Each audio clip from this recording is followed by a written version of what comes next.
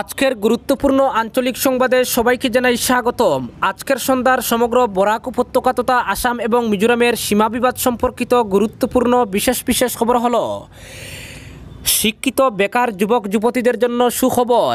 1 September থেকে 22,912 শিক্ষক নিযুক্তি শুরু, বললেন শিক্ষামন্ত্রী রনজ পেগু। বিস্তারিত থাকবে প্রতিবেদনে।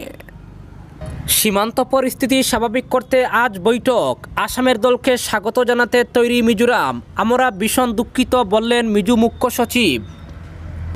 রাজ্যে গুর্খাদের ঘুরপথে নাগরিকত্ব দেওয়ার সিদ্ধান্ত হিমন্ত বিশ্ব সরকারের। নাগরিকত্ব সংশোধনী আইন হিমঘরে ব্রাত্য বাঙালিরা। ভুয়ো ডিগ্রি নিয়ে 20 আগস্টের মধ্যে জবাব দিতে গুয়াহাটি হাইকোর্টের নির্দেশ সুনাইয়ের বিধায়ক করিমউদ্দিন বড়বুইয়াকে। সিএএ কার্যকর না হওয়া পর্যন্ত নাগরিকত্ব নয়, সংসদে বলল কেন্দ্র। 20% আসন বাড়ান কলেজগুলোকে, বললেন শিক্ষামন্ত্রী। অনলাইনে উচ্চ মাধ্যমিক প্রথম বর্ষের ভর্তিতে সর্বোচ্চ 5টি প্রতিষ্ঠান নির্বাচনের সুযোগ। মিজোরামের বিরুদ্ধে আসামে অর্থনৈতিক অবরোধ, খাদ্য সামগ্রীর তীব্র আকাল মিজোরামে। পশু চিকিৎসালয়ের জমিতে গড়ে ওঠা বাজার উচ্ছেদ, বিপাকে লালার 200 ক্ষুদ্র ব্যবসায়ীর পরিবার। সরকার গ্রামীণ জীবন ধ্বংস করতে উদ্যত হয়েছে, বিধানসভায় বললেন অখিল গগৈ। পাতারকান্দিতে নেশা সাম্রাজ্য চালাচ্ছেন 2 মহিলা, এবার রুখে দাঁড়ালেন পাতারকান্দি এলাকার 3 শতাধিক মানুষ, প্রশাসনকে স্মারকপত্র। এবং সর্বশেষ খবরটি হলো, আসাম মিজোরাম সীমা বিবাদ নিয়ে আসামের স্বার্থের পরিপন্থী পদক্ষেপ মেনে নেওয়া যাবে না, বলল আমরা বাঙালি। তাহলে বিস্তারিত খবরে যাওয়ার আগে ভিডিওটিতে একটি লাইক দিয়ে চ্যানেলটি সাবস্ক্রাইব করুন। আর ফেসবুক পেজে দেখে থাকলে অবশ্যই পেজটি ফলো করে ভিডিওটি শেয়ার করে দিন, যাহাতে সঠিক তথ্য সবার কাছে পৌঁছে যায়। এবারে শুনুন আজকের বিস্তারিত খবর। শিক্ষিত বেকার যুবক যুবতীদের জন্য সুখবর। আসামের শিক্ষা জগতে ফের চাকরির মেলা। 22,912টি পদে দেওয়া হবে শিক্ষক নিযুক্তি। 1 সেপ্টেম্বর থেকে আবেদন প্রক্রিয়া শুরু হবে, একথা জানিয়েছেন রাজ্যের শিক্ষামন্ত্রী ডক্টর রনজ পেগু। বুধবার রাজ্য ক্যাবিনেটের বৈঠকে এই সিদ্ধান্ত নেওয়া হয়েছে। ডিগ্রি স্তরে এবার আসন সংখ্যা বৃদ্ধি করা আবশ্যক হয়ে পড়েছে। শিক্ষামন্ত্রী রনজ পেগু বুধবার সাংবাদিক সম্মেলনে জানান, কলেজ ও বিশ্ববিদ্যালয়ে আসন সংখ্যা 20% বৃদ্ধি করার জন্য নির্দেশ দেওয়া হয়েছে। এবছরের উচ্চ মাধ্যমিকে পাশের হার অভাবনীয়ভাবে বৃদ্ধি পাওয়ায় কলেজ ও বিশ্ববিদ্যালয়ে স্নাতক স্তরে আসন সংখ্যা বৃদ্ধি করার জন্য কলেজ ও বিশ্ববিদ্যালয় কর্তৃপক্ষকে সুপারিশ পাঠানো হয়েছে। কলেজ স্তরে এবার 2 শিফট চালু করার কথাও বলা হয়েছে। মর্নিং শিফট ও নাইট শিফট চালু করতে বলা হয়েছে, যাতে আরও বেশি সংখ্যক পড়ুয়াকে ভর্তি করা যায়। এছাড়া একাদশ শ্রেণীর ভর্তি এবার অনলাইনে হবে। আসাম উচ্চ মাধ্যমিক শিক্ষা পর্ষদ অনলাইন পোর্টাল দর্পণ চালু করেছে। পড়ুয়ারা এই পোর্টালের মাধ্যমে আবেদন করবেন। সব সরকারি বেসরকারি স্কুল কলেজ ও সিনিয়র সেকেন্ডারি প্রতিষ্ঠানকেও পঞ্জীভুক্ত হতে হবে পোর্টালে। পঞ্জীভুক্ত হবার পর পড়ুয়াদের আবেদন গ্রহণ করবে শিক্ষা প্রতিষ্ঠান।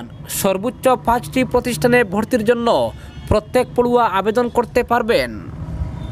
আসন যাতে আটকে না পড়ে সেজন্য পরিষদ এই ব্যবস্থা গ্রহণ করেছে। এবার উচ্চ মাধ্যমিকে পাশের হার 93.18%। ক্যাবিনেটের সিদ্ধান্ত মতে 1 সেপ্টেম্বর থেকে শিক্ষক নিয়োগের বিজ্ঞাপন প্রকাশ করা হবে। ওই দিন থেকেই আবেদন প্রক্রিয়া শুরু হবে। মোট 22,912টি পদের মধ্যে প্রাথমিক শিক্ষা বিভাগে 10,000 শিক্ষকের নিযুক্তি দেওয়া হবে। নিম্ন প্রাথমিক বিদ্যালয়ে 7,242 জন এবং উচ্চ প্রাথমিক বিদ্যালয়ে 2,758 জন শিক্ষকের নিযুক্তি দেওয়া হবে। মাধ্যমিক শিক্ষা বিভাগে নিয়োগ করা হবে 12,921 জন। এই 12,921টি পদের মধ্যে রয়েছে গ্র্যাজুয়েট শিক্ষক, পোস্ট গ্র্যাজুয়েট শিক্ষক ও ডেমনস্ট্রেটর। রাজ্য শিক্ষা বিভাগ এই অনুমোদন জানিয়েছে। রাজ্যের শিক্ষামন্ত্রী ডক্টর রনজ পেগু বুধবার গুয়াহাটিতে এক সাংবাদিক সম্মেলন ডেকে রাজ্যের শিক্ষিত বেকার যুবক যুবতীদের জন্য এই খুশির খবর শুনিয়েছেন। তিনি বলেন, ইতিমধ্যে পুলিশ বিভাগে 15,000 নিযুক্তি প্রক্রিয়ার অনুমোদন জানিয়েছে। এবার বুধবারের ক্যাবিনেটে রাজ্যের শিক্ষা বিভাগে অনুমোদন তথা খালি পদে নিযুক্তি প্রক্রিয়া শুরু করার অনুমোদন জানিয়েছে। তিনি জানিয়েছেন, 22,921টি অনুমোদিত খালি পদে শিক্ষক নিযুক্তি দেওয়া হবে। নিম্ন প্রাথমিকে 7,242টি, উচ্চ প্রাথমিকে 2,758টি পদে নিযুক্তি প্রক্রিয়া শুরু হবে। মাধ্যমিকে হবে 12,921টি পদে নিয়োগ।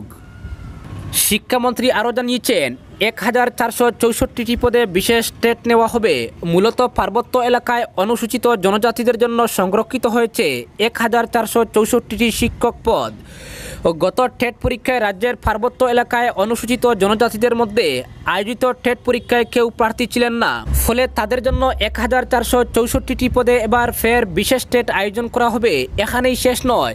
শিক্ষামন্ত্রী ডক্টর রনজ পেগু জানিয়েছেন, এবার নতুন করে বড় মণিপুরী ও গারো যুবক যুবতীদের জন্য বিশেষ টেট অনুষ্ঠিত করা হবে। 1 সেপ্টেম্বর থেকে শুরু হবে আবেদন প্রক্রিয়া। রাজ্যে 1 লক্ষ নিযুক্তির যে সিদ্ধান্ত নেওয়া হয়েছে, এই 22,912 শিক্ষক পদে নিযুক্তিও এই আওতায় আসবে বলে শিক্ষামন্ত্রী জানিয়েছেন। অপরদিকে অর্থনৈতিক অবরোধে জেরবার অবস্থা পাহাড়ি রাজ্য মিজোরামের। খাদ্যের অভাবে ফলমূল, সবজি, বিশেষত বাঁশের কচি চারা যা খরুল নামে পরিচিত ইত্যাদি খেয়ে দিন কাটাতে বাধ্য হচ্ছেন মিজোরাম। এমনকি কচু পর্যন্ত খেয়ে জীবন ধারণ করতে হচ্ছে। কার্গো বিমানে শিলচর ও কলকাতা থেকে অত্যাবশ্যকীয় পণ্য সামগ্রী আমদানি করেও পরিস্থিতি সামাল দিতে পারছে না মিজোরাম সরকার। অত্যাবশ্যকীয় পণ্য সামগ্রীর সঙ্গে জীবনদায়ী ঔষধেরও তীব্র আকাল দেখা দিয়েছে। পেট্রোপণ্যেরও চরম অনটন সৃষ্টি হয়েছে সে রাজ্যে। অত্যাবশ্যকীয় সামগ্রীর আকাল দেখা দেওয়ায় সঙ্গত কারণে খাদ্য সংকটও দেখা দিয়েছে। খাদ্য সংকট এতটাই তীব্র হয়ে উঠছে যে মানুষের জীবন রক্ষা করা কঠিন হয়ে উঠেছে। ভাত বা রুটি রীতিমতো দুর্মূল্য হয়ে উঠেছে বলেও খবর পাওয়া গেছে। নিম্নবিত্তদের পক্ষে জিনিসপত্রের অগ্নিমূল্য মোকাবিলা করা দুঃসাধ্য হয়ে উঠেছে। ক্ষুধার তাড়নায় জঙ্গলের কচু, লতাপাতা, বাঁশের করুল ইত্যাদি খেতে বাধ্য হচ্ছেন সে রাজ্যের সাধারণ মানুষ। ফলে বাঁশের কচি করুলের চাহিদা প্রচণ্ড রকমভাবে বেড়ে গিয়েছে। বনজ সম্পদে সমৃদ্ধ মিজোরামের অন্যতম সম্পদ হচ্ছে বাঁশ। করুল এক সুস্বাদু সবজি, উপজাতিদের খুবই প্রিয় খাদ্য। বর্ষা মরশুমে পাহাড় সমতলের বাজারে প্রচুর পাওয়া যায়। এমনিতেই উপজাতিদের প্রিয় খাদ্য, তার উপর উদ্ভূত খাদ্য সংকটে করুলই হয়ে উঠেছে জীবনধারণের একমাত্র অবলম্বন। শুধু বাঁশের করুলই নয়, মিজোরামের বিভিন্ন জেলার মানুষ নিজেদের ফসলের মাঠ থেকে সবজি, ফল ইত্যাদিও সংগ্রহ করে রাজধানী আইজলে নিয়ে জমা করে বিনামূল্যে বিতরণ করছেন। এভাবেই উদ্ভূত খাদ্য সংকট মোকাবিলা করার চেষ্টা করা হচ্ছে মিজোরামে। অপরদিকে আসাম মিজোরাম সীমান্ত নিয়ে রাজ্য তথা বরাকের স্বার্থ পরিপন্থী কোনো পদক্ষেপ মেনে নেওয়া হবে না। বুধবার লায়লাপুর পরিস্থিতির খোঁজ নিতে গিয়ে এমনই জানালেন আমরা বাঙালি দলের রাজ্য সচিব সাধন পুরকায়স্থ।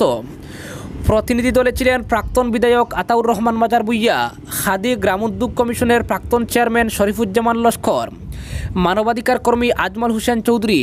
সাধন পুরকায়স্থ বলেন, 1972 সালে মিজোরাম যখন কেন্দ্রীয় অঞ্চল হয় ও পরবর্তীকালে 1987 সালে রাজ্যের মর্যাদা পায়, তখন যে সীমানা নির্ধারণ করা হয়েছিল মিজোরামকে সেই জায়গায় চলে যেতে হবে।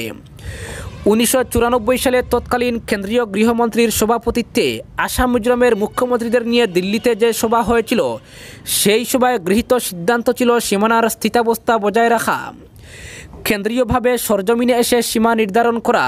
কিন্তু 1994 সালের সিদ্ধান্ত বাস্তবায়িত হয়নি। উপরন্তু দ্রুত গতিতে মিজোরাম আসামের জমি দখল করে চলেছে। এখন আবার আলোচনা হবে, পুরনো কাসুন্দির কচকচানি হবে, কাজের কাজ কিছুই হবে না।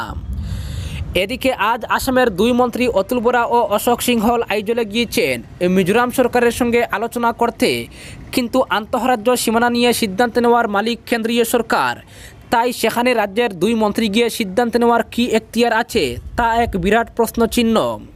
বলেন, আমাদের স্বার্থের পরিপন্থী কোনো পদক্ষেপ যদি নেওয়া হয় তাহলে রাজ্যের মানুষ মেনে নেবেন না।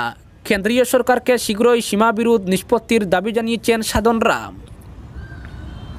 অপরদিকে ভুয়ো ডিগ্রি নিয়ে সুনাইর পরাজিত বিজেপি প্রার্থী আমিনুল হক লস্করের মামলার প্রেক্ষিতে গুয়াহাটি হাইকোর্ট সুনাইর বিধায়ক করিমউদ্দিন বড়ভূঁইয়াকে 20 দিনের মধ্যে জবাব দেওয়ার নির্দেশ দিল। নির্বাচন কমিশনের কাছে করিমউদ্দিন বড়ভূঁইয়া যে হলফনামা জমা দিয়েছেন তাতে তিনি দাবি করেছেন তিনি 2019 সালে মিরাটের চৌধুরী চরণ সিং বিশ্ববিদ্যালয় থেকে স্নাতক পাশ করেছেন। কিন্তু 2016 সালে বিধানসভা নির্বাচনের সময় ওই একই করিমউদ্দিন বড়ভূঁইয়া হলফনামায় দাবি করেছেন তিনি 1987 সালে উচ্চ মাধ্যমিক পাশ করেছেন। কিন্তু Assam higher secondary education council জানিয়েছে করিমউদ্দিন বড়ভূঁইয়া ওই বছর চূড়ান্ত পরীক্ষা দিয়েছিলেন, কিন্তু তিনি উত্তীর্ণ হতে পারেননি। উল্লেখ্য 2021 সালে সুনাই বিধানসভা কেন্দ্র থেকে এআইডিএফ প্রার্থী হিসেবে নির্বাচনে জয়ী হয়েছেন করিমউদ্দিন বড়ভূঁইয়া।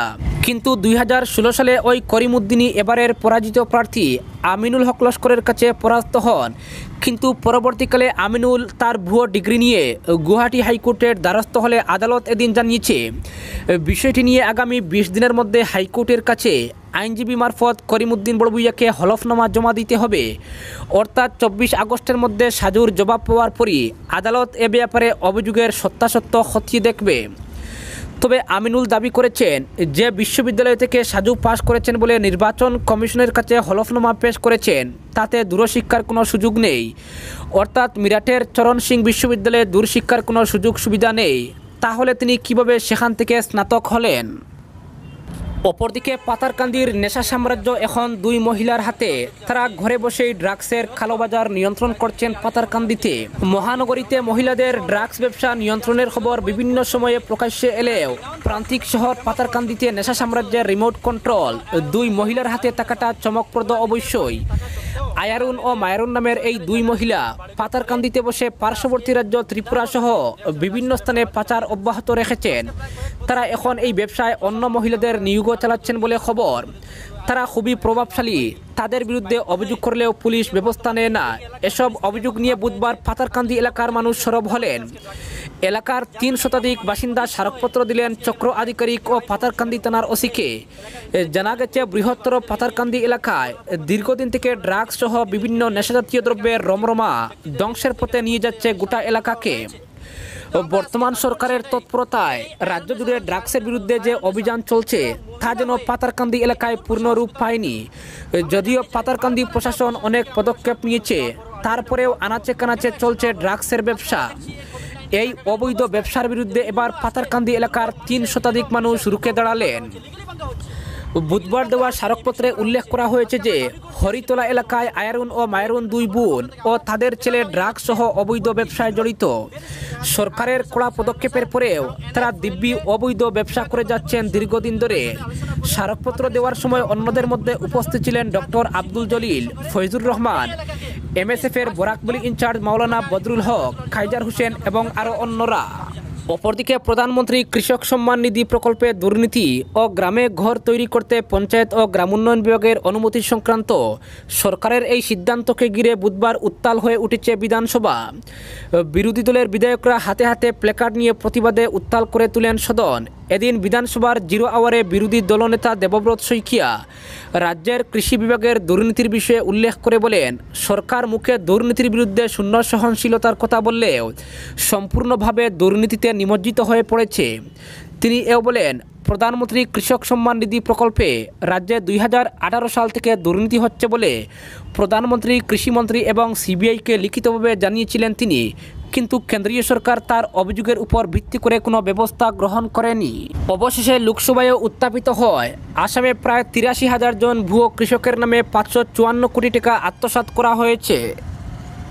এদিকে বিজেপি সরকারের আমলে গ্রামেও ঘর তৈরি করতে পঞ্চায়েত ও গ্রামোন্নয়ন বিভাগের অনুমতির প্রয়োজন হবে। এজন্য গ্রামেও ঘর নির্মাণ করলে সরকারকে কর দিতে হবে। বিজেপি সরকারের এমন এক সিদ্ধান্তের বিরুদ্ধেও বুধবার সদনে সোচ্চার হন শিবসাগরের বিধায়ক অখিল গগৈ। সরকারের এই সিদ্ধান্তের বিরোধিতা করে অখিলের প্রশ্ন, অসমীয়াদের এবার বিহুর অনুষ্ঠান আয়োজন করার জন্য কি বিজেপি সরকারের অনুমতি নিতে হবে? RSS নাগপুরের নির্দেশে কি অসমীয়াদের চলতে হবে? সরকারের এমন উদ্যোগ গ্রামীণ জীবনকে ধ্বংস করবে বলে মন্তব্য করেন তিনি। কোভিডের সময়ে সরকারের কৃষকের উপর চাপিয়ে দেওয়া নীতি জনস্বার্থের পরিপন্থী বলে মন্তব্য করেন তিনি। পরে সদনের বাইরে সাংবাদিকদের তিনি বলেন, গ্রামাঞ্চলে গৃহ নির্মাণের জন্য পঞ্চায়েতের অনুমতি নেওয়ার ব্যবস্থার তিনি তীব্র বিরোধিতা করেছেন। ঘর নির্মাণের জন্য পঞ্চায়েতের কর আরোপ করার নীতিকে কোনো অবস্থায় মেনে নেওয়া হবে না বলে তিনি জানান। গ্রামাঞ্চলে দোকান, ক্ষুদ্র ব্যবসা, শিল্প স্থাপন ইত্যাদি ক্ষেত্রেও কর ব্যবস্থার তিনি বিরোধিতা করেন। বলেন, করোনা মহামারী ও লকডাউনে যখন দেশের অর্থনীতি ভেঙে চুরমার হয়ে গেছে, তখন গ্রামের মানুষের ঘর, দোকান ইত্যাদির উপর ট্যাক্স আরোপ করার বিষয়টি সমর্থনযোগ্য নয়। তা কোনো অবস্থায় মেনে নেওয়া যায় না। এটা সম্পূর্ণরূপে জাতিবিদ্বেষী, জাতিধ্বংসী ব্যবস্থা বলে মন্তব্য করেন বিধায়ক অখিল গগৈ। বলেন, বিজেপি সরকার আসামের গ্রামীণ জীবনকে ধ্বংস করতে উদ্যত হয়েছে। অপরদিকে বুধবার উচ্ছেদ অভিযান চলল লালার দৈনিক বাজারে। সরকারি নির্দেশে এক্সকেভেটর লাগিয়ে গুড়িয়ে দেওয়া হলো পশু চিকিৎসালয়ের জমিতে গড়ে ওঠা বাজারটি। লালা অফিস টাইমের বাজার হিসেবে পরিচিত এই বাজারে উচ্ছেদ অভিযান চলায় ক্ষুদ্র ব্যবসায়ীদের মাথায় হাত পড়েছে। লালা শহরের দৈনিক এই বাজারে মাছ, মাংস, শাকসবজি কেনাবেচা চলত সকাল থেকে রাত পর্যন্ত। দুপুর 2টা নাগাদ উচ্ছেদ অভিযান শুরু হলে ছোট ব্যবসায়ীদের মধ্যে হাহাকার পড়ে যায়। অন্তত 200 ব্যবসায়ী পরিবার বাজারটির উচ্ছেদে অসহায় হয়ে পড়ল। এই ব্যবসায়ীরা জানেন না কাল সকালে কোথায় পসরা নিয়ে বসবেন, আর পসরা নিয়ে না বসলে তাদের পরিবার নিশ্চিত অনাহারের মুখে পড়বে। বর্তমান কোভিড পরিস্থিতিতে ক্ষুদ্র ব্যবসায়ীদের অবস্থা এমনিতেই সংকটজনক। এর মধ্যে বিকল্প বাজারের ব্যবস্থা না করে এই উচ্ছেদ অভিযান দরিদ্র পরিবারগুলিকে অনাহারের দিকে ঠেলে দেওয়ার নামান্তর বলে অনেকেই মত ব্যক্ত করেন। লালা পুরবোর্ড পরিচালিত বাজারটি চলত লেসির মাধ্যমে। অকস্মাৎ উচ্ছেদ চালানোয় লেসির লগ্নিও মার খেয়েছে। লালা থানার কাছে পশুপালন ও পশু চিকিৎসা বিভাগের জমিতে বাজারটি গড়ে উঠেছিল 30-35 বছর আগে। জবরদখলের মাধ্যমে ধীরে ধীরে বাজারের পরিসর বাড়তে থাকে। শেষ পর্যন্ত ওই বিভাগের জমির এক বিশাল অংশ বাজারের অন্তর্ভুক্ত হয়ে যায়।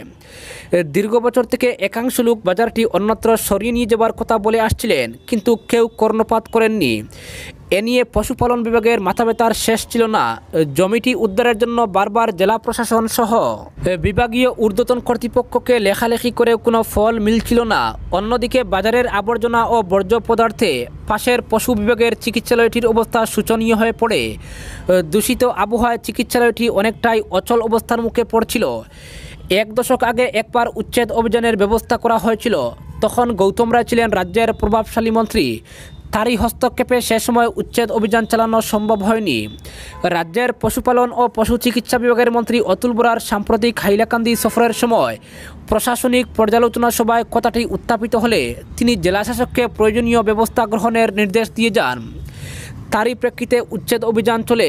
লালার সার্কল অফিসার কৃষ্ণ অর্জুন বর্মন, জেলা পশুপালন অফিসার AR লস্কর, অতিরিক্ত পুলিশ সুপার সুমন চক্রবর্তীর উপস্থিতিতে চলে উচ্ছেদ অভিযান। CRPF সহ বিশাল নিরাপত্তা বাহিনী নিয়ে উচ্ছেদ অভিযান চালানো হয়।